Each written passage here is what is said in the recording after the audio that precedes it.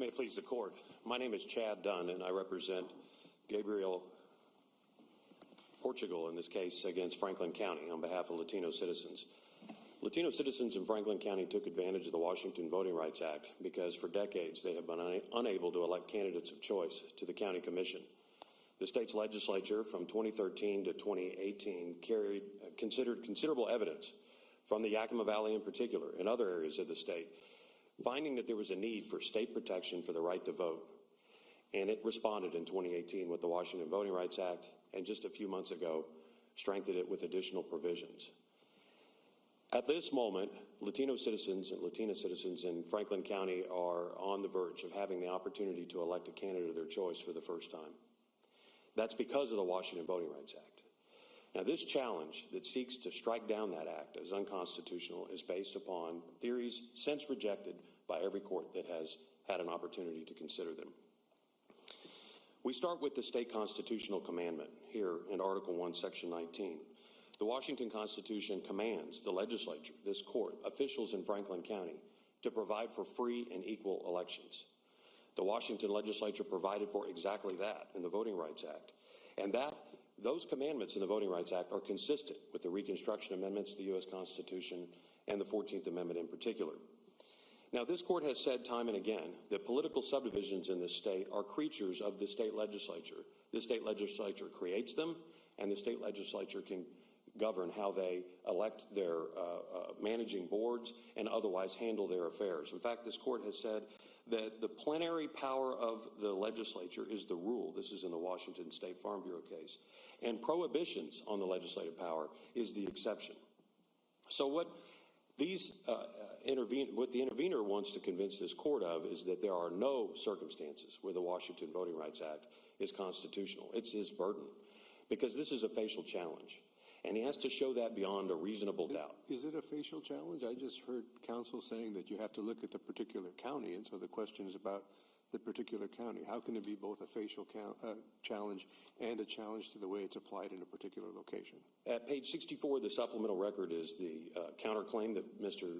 Gimenez filed in the district court, where he seeks to declare the statute unconstitutional, does so facially. Also, counsel, Mr. Ard, argued at the court below that it was a facial challenge. And the reason we know it's not an as-applied challenge is there was no evidence or argument made by the intervener as to the particular circumstances in Franklin County. So what do I mean by that? Well, ordinarily, when one comes in and challenges a map, an imposed map by the Superior Court as violative of the Constitution, they have to show, in the Shaw line of cases from the U.S. Supreme Court, that race predominated in the decision-making of the map, and that the individual lines were drawn on the basis of race and not other traditional redistricting principles. None of that appears in any of the record that the intervener has filed in this case. In fact, there is no challenge whatsoever to the individual lines in the district map in this case. Instead, it's a complaint that because the Washington Voting Rights Act considers race to determine whether or not there are unequal electoral conditions in the community, then that alone violates the 14th Amendment. And court after court has heard this argument. The first is the city of Modesto versus Sanchez case, the intervening Court of Appeals case in California when it adopted its Voting Rights Act. So then are you saying the whole argument about what is or isn't a majority in this locale is irrelevant? Well, it's a bit of a red herring in this case.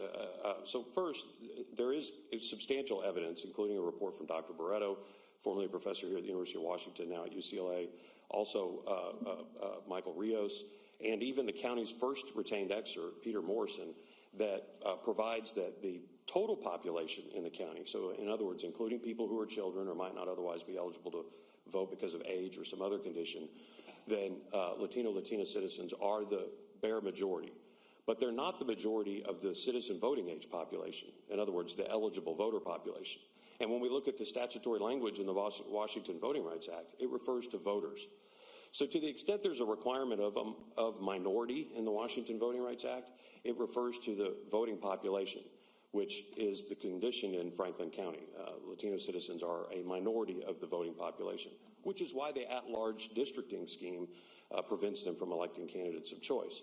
And it's why the Washington legislature provided a remedy in order to impose single-member district systems in these conditions so that each of the citizens in the community can enjoy an opportunity to elect. I'm still struggling, though. If it's a facial challenge, why do I care what the particular population in this county is?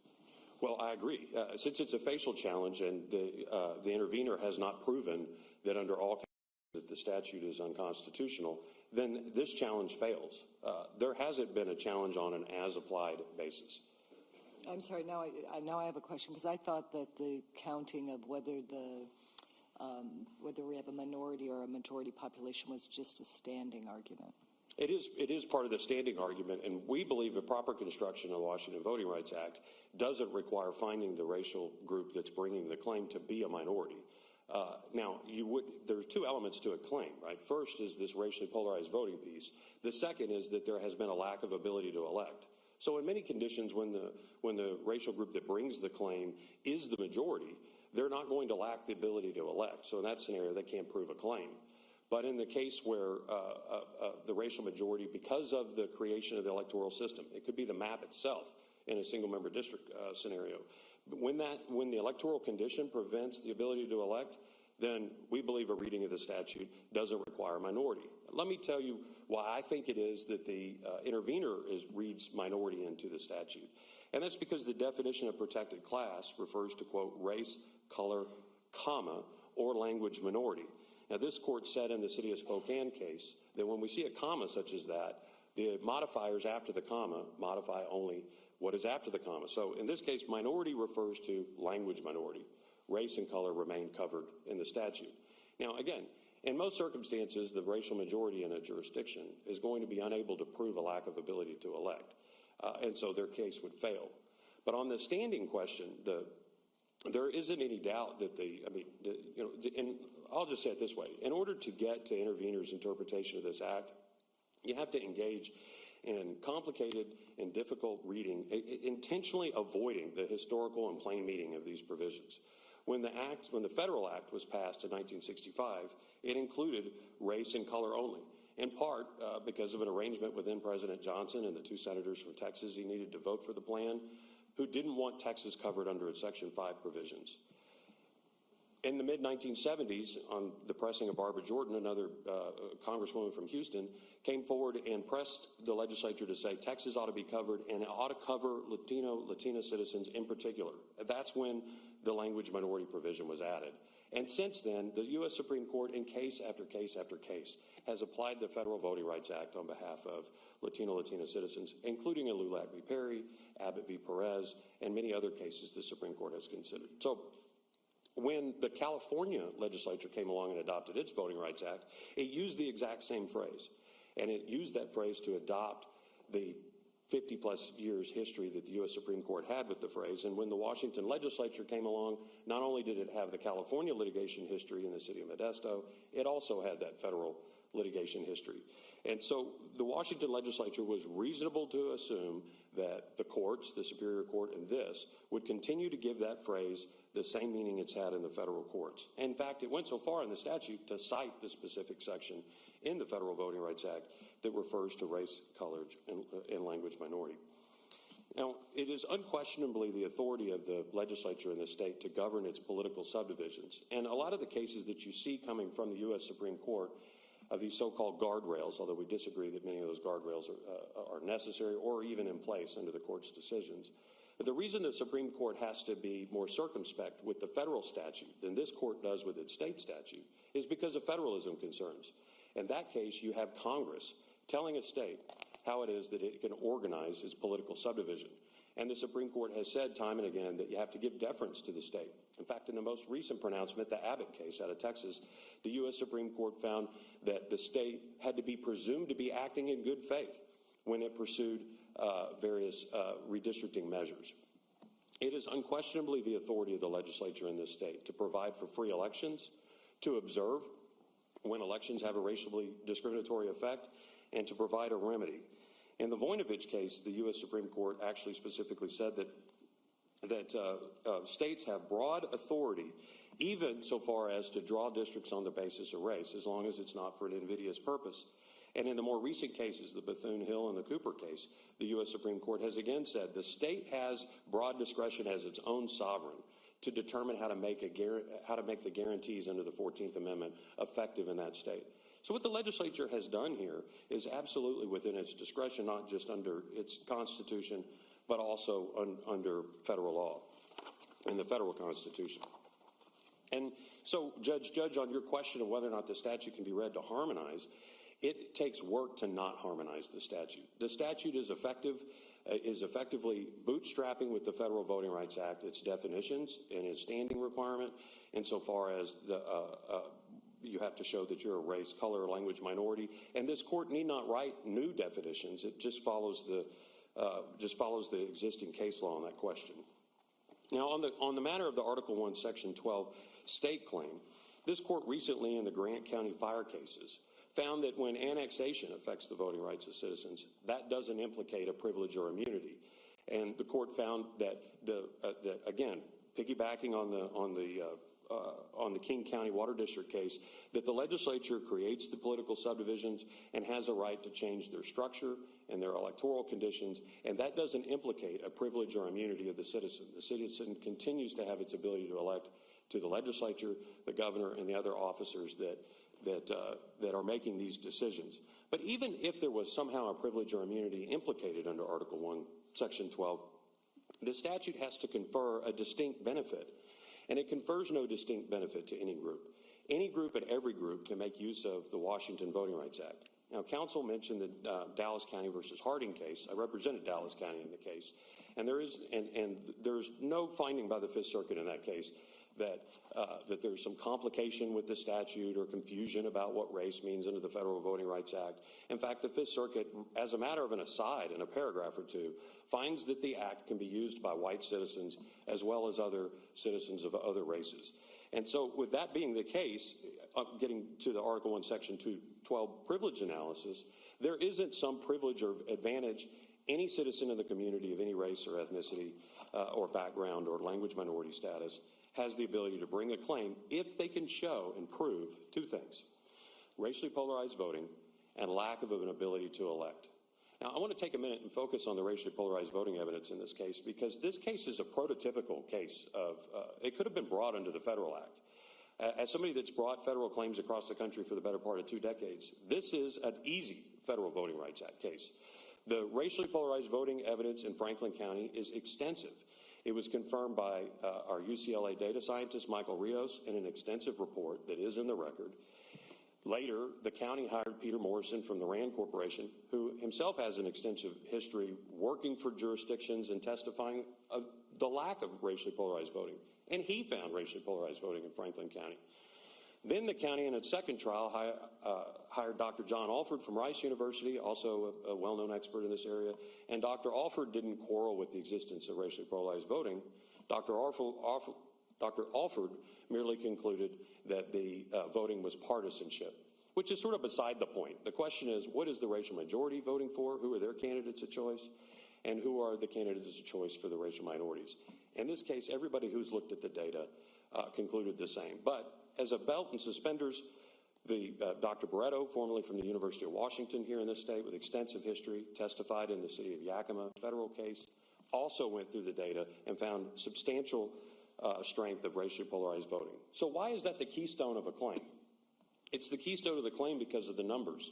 If you're voting for candidates on a county-wise basis, everybody in the county gets to vote for all 3 officers, and the citizens in that county are polarized by race, then the racial majority wins every election.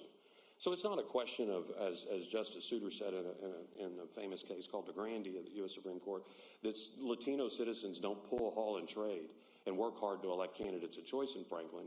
It's the condition that the system is set up to make it impossible for them to do so. That's what the legislature understood when it passed the Washington Voting Rights Act, and that's why it provides for a remedy. There has been extensive historical evidence placed in the record, including from Dr. Estrada from Washington State University, other items of historical evidence of a substantial history of discrimination in Franklin County that interacts with these conditions to prevent the ability to elect. So now I'd like to refer to or deal with this compactness question that counsel refers to as a guardrail.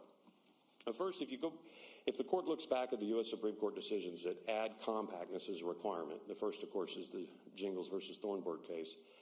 In that case, it treats compactness as a redressability requirement. What it means is if the citizens that you're suing on behalf of don't live close enough together such that they could be drawn into a district with the ability to elect, then you don't have standing because you can't prove that your harm can be redressed.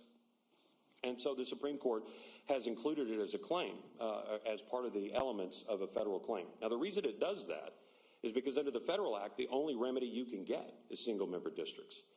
The remedy that the Federal Voting Rights Act would impose is imposition of single-member districts and then some supervision of the drawing of the plan. But the Washington Act is broader than that. The legislature here in Washington could have decided that all counties have to elect by single-member districts, or it could have decided that all counties have to elect by proportional representation or by ranked choice voting or by other methods. And we wouldn't be here today because there's no question the legislature has the authority to do those things. Instead, what the legislature decided is when there are discriminatory conditions in a community and that community needs a remedy, then a court can decide whether single-member districts is the solution, ranked choice voting, or another. Well, under that regime, compactness doesn't make any sense because under ranked choice voting, we don't need compactness. In fact, ranked choice voting, one of its attributes is that when you have a minority throughout a jurisdiction that's diffused, their votes can still add up to an ability to elect. But compactness is not written out of the statute altogether. In fact, in 29A.92.050 of the RCW, the statute lays out what a judge is to consider when imposing single-member districts, and compactness is right there in the list. So in the condition where the court orders a single-member district remedy, the court's going to consider compactness. We don't agree that the federal Constitution requires that or that state sovereignty is limited by the federal doctrine in that way, but even if it is, it's right there in the statute.